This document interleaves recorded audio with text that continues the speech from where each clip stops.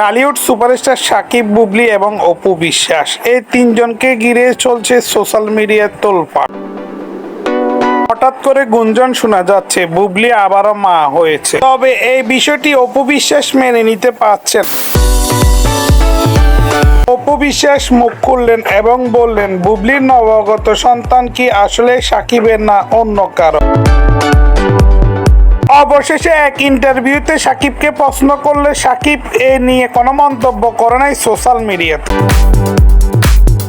তাহলে কি এটা আবারও ধরে নিতে পারেন ঠিক আগের মতোই ঘটনা ঘটে গিয়েছে? হয়তোবা এখন সাকিব খান স্বীকার না করলেও পরবর্তীতে সাকিব খান তার সন্তান হিসাবে মেনে নিতে পারেন।